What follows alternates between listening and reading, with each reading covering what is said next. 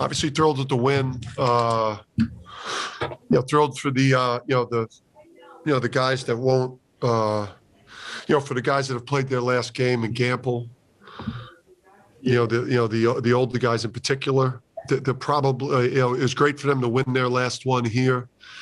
The memory for them will probably be, the Houston game last year will probably be, the game that in their minds was probably their last game in here, because of obviously the sold out crowd and the CV mic drop, because without the fans, it's obviously that probably becomes their memory. But we were happy to, obviously this game was an important game and on a number of levels, but we want to honor our seniors by finishing the season the right way. Go ahead, Wayne. Dan, you stressed that word finish.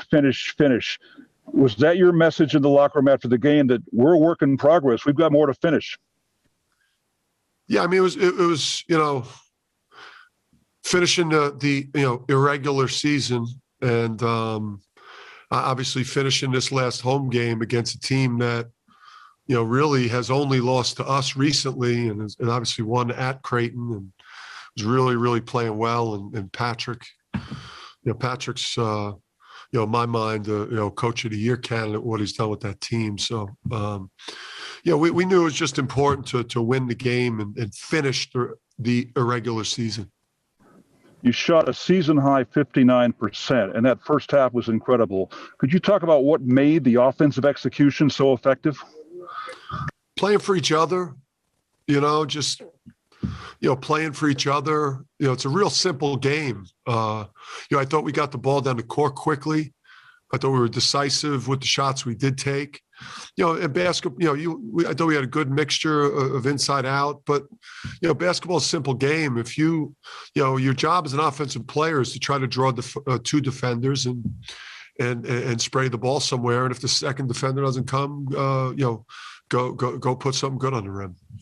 And talk about James Bouknight's game. Is he back to 100% now? Because it sure looked pretty good, especially from three-point range today. It was nice to see him. It was nice to see him shoot it like that. He shoots it like that a lot. And the stoppages, the injury stuff, obviously hurt his rhythm, but as a shooter, but he certainly looked comfortable. Dom? Dan, I know after the Houston game last year, I know how confident you felt going into the American tournament that you guys might be the hottest team or the team to beat going in. Do you have that same kind of feeling now going into this tournament? Well, I mean, it's next week's going to be completely different. Obviously, these games, you don't start 10-0, in the quarters because we've come in playing well. We've got to have good preparation and not drink the Kool-Aid because now we've gone from is this team a bubble team to now all of a sudden I think Final Four sleeper. So just don't drink the Kool-Aid. We have a chip on our shoulder. People have haven't praised a lot of our season. We've had a lot of detractors, and I love that. We're going to have a chip on our shoulder and a real edge to us over the next couple of weeks, and that's our mentality. Neil? Dan, has Gaffney done anything better in practice or in preparation that you've seen him, the key to him turning it around and playing so well today and recently? I mean, he obviously flashed in the Seton Hall game. He's flashed his talent all the time around us. I just think, just players, they come into their own at different points in their career. I think, we're in, this instant gratification, obviously, where if players don't do it right away, like he's developing, his body's developing, he's developing mentally. When we recruited him, I thought he had a chance at the, I thought and I think he's got a chance at the next level because of the athleticism and his talents. For just different players develop at different points in their career, and that's why he's so valued by this program. Ron Bailey. Yes, Coach. First, congratulations. You started off, I guess, at St. Benedict's when I first met you. Man, Ron, what's up? You already know. Yo, Ron. What up? How you doing, man? My man. Proud of you. Happy for you, too. Talk about what St. B's did to prepare you for this level of basketball, if anything. Yeah, I'll try to be quick because I don't know if but I learned how to be a head coach. I learned how to be a leader at that level. I was allowed to make a lot of mistakes, in my growth that way. Headmaster at that school, Father Edwin Leahy, I learned so much about him. He's one of the great leaders in education. So I learned a lot from Father Ed, but I just, I learned how to be a leader and I learned how important, it is like relationships. I've kind of taken a high school coach's approach in terms of the way I relate with my players to the college level. And that's not necessarily a common thing, but really it was from going to Benedict's to Wagner to Rhode Island. Just every head job that I've taken has prepared me for the next one. Okay. What was your message to your guys? I mean, you were getting any and everything you wanted early on, throughout much of the game, but particularly early on. They called timeout. What did you say to your guys? Yeah, I mean, for us to be a factor deep into the Big East tournament and deep and to win a game or games in the NCAA tournament, you've got to maintain a very high level of play. So, we got off to a great start, and obviously the theme coming in was finish. But you want to advance and deep into these tournaments in March, you got to maintain a high level of play. Okay, thank you. Good luck. I'll be watching. Yes, my man. Okay. Dan, obviously you've had your guys all together for a few weeks now. How are they kind of settled into their roles? You kind of think everybody kind of understands their roles now? Yeah, again, it's to be able to consistently play games has allowed us to improve and get comfortable and play better basketball. So, just getting that consistent practice, getting in a routine of game preparation, has allowed us to play good ball. We dealt with a lot of stuff this year. Sean McFarland. You guys had a season high from 3 tonight with 12. I think more in your last 3 games combined. Just how key is it going to be building on this momentum from shooting from deep heading into next week? Yeah, I just think it's obviously, we could throw it in. We could throw it inside to Adama. We could throw it into Josh. Isaiah can finish at the rim. We've got guards that can beat you off the dribble and create at the rim. But you have to have that shooting. You have to have those floor spacers. And again, I wasn't happy with our second half defense. Obviously, we played to the score a little bit, but if we defend at a high level and rebound at a high level and be the hardest playing team on the court and can make some threes, obviously it's going to be tough to beat. Do you feel like having that 3-point shot unlocks this offense a little bit? 'Cause like you said, you have guys you can throw it into, guards can get in the paint and dribble and drive, but having that outside shot, does that kind of unlock this offense a little bit more? Yeah, I mean, it creates space. It creates space for James, creates space for RJ, for Tyrese to try to get downhill. It creates, post chances for Adama where he's got room. Room to make plays. We could do things in the ball screen game because of, when you can't shoot, it's hard. Then now you're in rock fights, and I've done those before, and those are hard. Dave Borges. And just looking at the Big East tournament overall next week, when you look at some of the injury and other issues affecting some of the top teams. Do you anticipate it as maybe being a little more wide open than in years past, next week? I mean, with all due respect, I feel like, it's pretty wide open, with obviously prayers and a speedy recovery to Colin.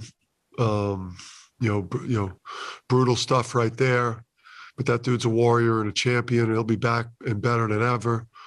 But I felt like there were multiple teams that could win this tournament next week, regardless.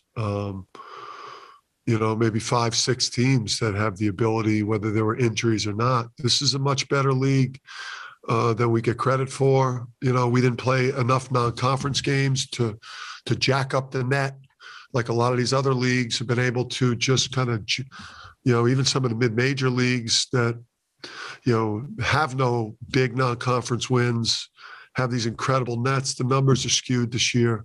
The league hasn't gotten enough credit. So I know we can win it. I know Creighton, Villanova, Seton Hall can win it. St. John's can win it. Xavier can win it. There's a number of teams that can win it. Providence got, there's 6-7 teams that got a shot to win this thing. Danny Barletta. Hey, Coach. Yeah, you put together some of the best performances of the season recently. How important is it to be playing your best basketball in March? Yeah, no one has really any control over whether, like you're actually playing your best basketball, because, some players slump late in the year and can't get themselves out of it going into the tournament or conference or NCAA, and you just kind of can't get them back. Or guys deal with an injury. Like, there's a lot of factors. Anyone that says like a coach could control a team playing their best basketball, you just improve as a team as the season goes on. You just become a stronger team. You're better connected. You're more together. Everyone understands their roles.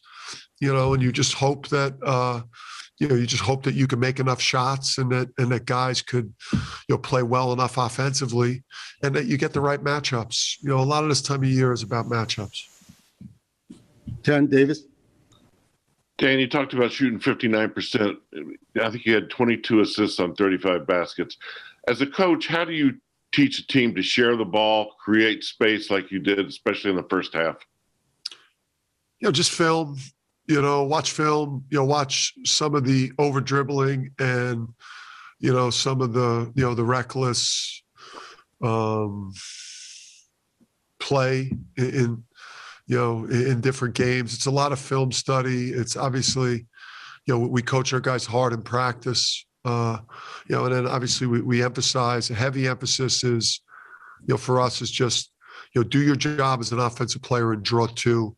And spray the ball somewhere. And really for us, it's we're a deep team. And again, if we defend and rebound and share the ball, we're gonna put ourselves in a position to have a good chance of win games.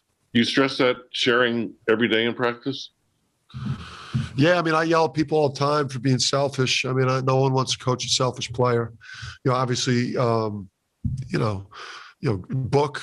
Guys like Book and the way RJ has played, they earn, they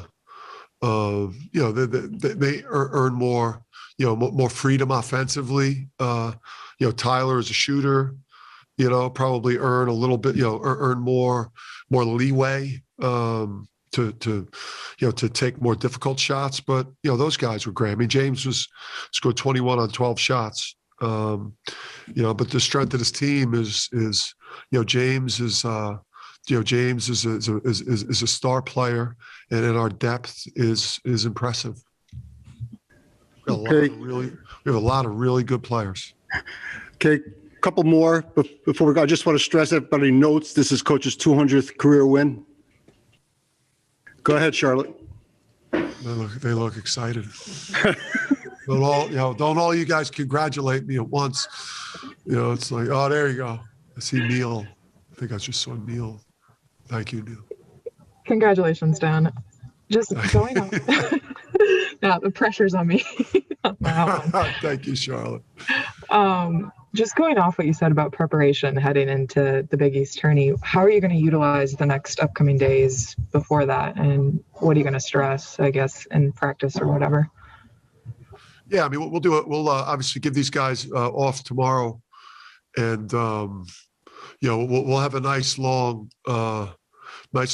video, video edit for them on Monday when they come in pre-practice. Just, like kind of the things we need to do more and the things that have cost us this year, just as a reminder. Because again, we haven't been in this position where, people, now all of a sudden we're a sexy pick to make a big run here in March, again, when no one thought we were any good not too long ago. So I'm going to keep these guys on edge, and I'm going to remind them. Maybe I need to show them, some old social media posts that were people just destroying us when we were at our lowest point. So I'm going to have these guys revved up for Thursday. I can guarantee you that. Last one, Eric. Coach, 6-7 months ago, we weren't sure we'd be at this point. How hard was it to get through this regular season? What an accomplishment for you and your players. Yeah, amazing. These guys have been awesome. And really, just to not have the fans, just to not have your home fans, to even not have the road fans where, it's so intense. But just to not have the fans has eliminated so much of the joy that you experience. It's like such a huge part of what makes us tick and make this such a special experience in college basketball, especially at a place like this. With what we get at Gamble and what we get at XL, it's like as good as it gets in the country. So the only reward was to put ourselves in a position where we can make a run in the conference tournament and to get ourselves in the NCAA tournament. Like a season this brutal, like literally, to have the Selection Sunday moment and to have a real chance in the Big East tournament, that's the reward for getting through a tough year. Thanks, Coach. And I like to, it was great to have the frontline healthcare workers here today. Those are real heroes, and just to have them in the building today, it was an honor to perform in front of you today, and appreciate everything, and appreciate Husky Nation. Let's go.